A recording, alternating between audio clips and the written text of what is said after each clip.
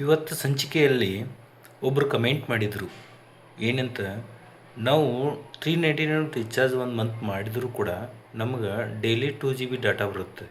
ಆದರೆ ನಮ್ಗೆ 10 ವರ್ಷ ಹಿಂದ್ಗಡೆ ನಮ್ಗೆ ಒಂದು ಮಂತಿಗೆ 2 GB ಡಾಟಾಯನ್ನು ನಾವು ಯೂಸ್ ಮಾಡ್ತಿದ್ರು.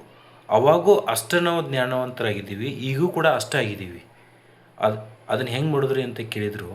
ಅದು ಕರೆಕ್ಟ್ ನೀವು ಕೇಳೋದು.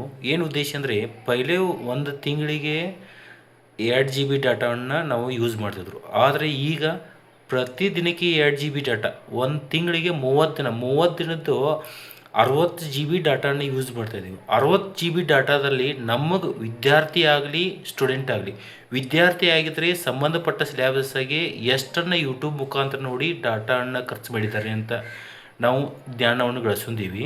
ಅಥವಾ ಯೂಟ್ಯೂಬ್ ಮುಖಾಂತರ ವಿಷಯಗಳನ್ನು ತಿಳ್ಕೊಂಡು, ಆಮೇಲೆ ಈಗ ಸ್ಟೂಡೆಂಟ್ ಆಗಿದ್ದರೆ ನಮಗೆ ಯಾವುದಾದ್ರು CET ಎಕ್ಸಾಮ್ಗಾಗಲಿ ಯಾವುದಾದ್ರು ಜಾಬ್ಗಾಗಲಿ ಅವ್ರು ತಮ್ಮ ಗುರಿ ಮುಟ್ಟೋದಕ್ಕೋಸ್ಕರವಾಗಿ ಯೂಟ್ಯೂಬ್ ಮುಖಾಂತರ ಕ್ವಶನ್ ಆನ್ಸರನ್ನು ತೆಗೆದುಕೊಂಡು ಎಷ್ಟು ಡಾಟಾನ ಯೂಸ್ ಮಾಡ್ಕೊಂಡು ನಮಗೆ ಒಳ್ಳೆಯದಕ್ಕೆ ಮಾಡ್ಕೊಂಡಾರೆ ಅನ್ನೋದು ನಾವು ಥಿಂಕ್ ಮಾಡ್ಕೋಬೇಕು.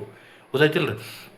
ಪ್ರತಿ ತಿಂಗಳಿಗೆ 2 GB ಡಾಟಾ, ಈಗ ತಿಂಗಳಿಗೆ 60 GB ಡಾಟಾ. 60 GB ಡಾಟಾದಲ್ಲಿ ನಾವು ಎಷ್ಟು ಲಾಸ್ ಆಗ್ತಾಯಿದೆ ಅಂತ ನಾವು ತಿಳ್ಕೊಬೇಕು. ಯಾಕಂದರೆ ಆ GB ಕಂಪ್ನಿಯವ್ರಿಗೂ ಭಾಳ ಕಂಪ್ನಿಯವ್ರು ಆಟೋಮೆಟಿಕ್ ಅವರು ಡೈಲಿ 2 GB ಡಾಟಾದಿಂದ ಅವರು ಮುಂದೆ ಹೋಗ್ತಾ ಇರ್ತಾರೆ. ಆದರೆ ನಾವು ಸ್ಪೀಡಾಗಿ ಆ ಕಂಪ್ನಿಯವ್ರು ಯಾವ ಥರ ಸ್ಪೀಡಾಗಿ ಹೊಂಟಿದ್ದಾರೆ ಆ ಥರ ನಾವು ಸ್ಪೀಡಾಗಿ ಡಾಟಾದಲ್ಲಿ ಇರುವಂಥ ಏನು ಡಿಜಿಟಲ್ ಕರೆನ್ಸಿ ಇದೆ ಅದರಿಂದ ನಾವು ಉಪಯೋಗ ತೊಗೊಂಡು ನಾವು ಆ ಥರ ಸ್ಪೀಡಾಗಿ ಇರೋಣ ಅಂತ ಹೇಳ್ತಾ ಇವತ್ತಿನ ಸಂಚಿಕೆಯನ್ನು ಮುಗಿಸ್ತೀನಿ. ಎಲ್ಲರಿಗೂ ನಮಸ್ಕಾರ.